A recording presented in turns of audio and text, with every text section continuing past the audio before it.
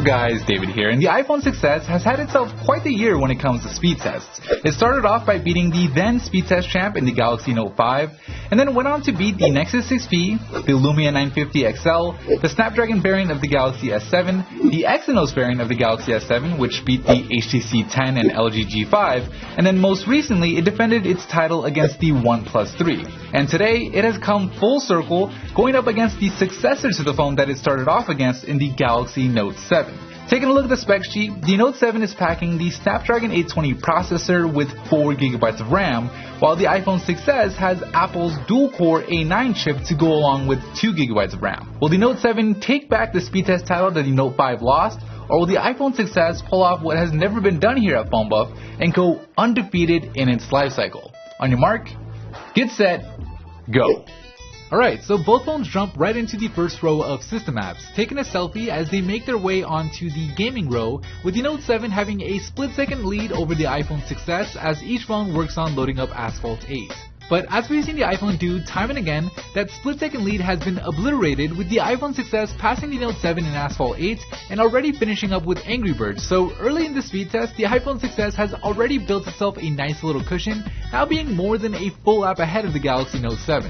And it doesn't look like it's going to slow down at all, with the iPhone just ripping through Photoshop Mix and getting ready to work on Lapse-It, where each phone will have to create a time-lapse from the same exact video file. So bad news for the Note 7 is not only is it digging itself further in a hole as it struggles on Photoshop Mix, but the iPhone's dual-core A9 chip has proven to be faster than the 820 in Lapse-It.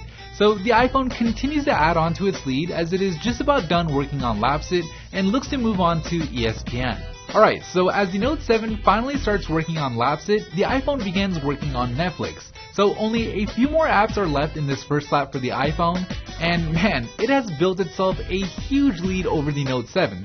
Probably one of the biggest leads I've ever seen on a speed test here at PhoneBuff. And I don't know if the iPhone is done adding onto it, with it finishing the first lap with a time of 1 minute and 21 seconds, while the Note 7 is still working on Lapse-It.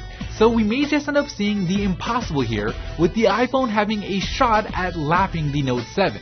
All it has to do is keep enough apps open in the background, and so far it's had every single app ready to go. So the iPhone is closing in, with it having both Photoshop Mix and Lapse-It open as it does ESPN, and it's lapsed the Note 7, passing it in Netflix and finishing the second lap with a bang with a total time of 1 minute and 51 seconds. So a complete blowout by the iPhone 6s. We'll go ahead and fast forward to Note 7, where it took 13 seconds longer to finish the first lap than it took the iPhone to finish both laps.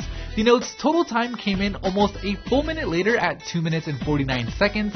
So disappointing results for the Note 7, amazing performance by the iPhone 6s, making it the winner and still PhoneBuff style speed test champ.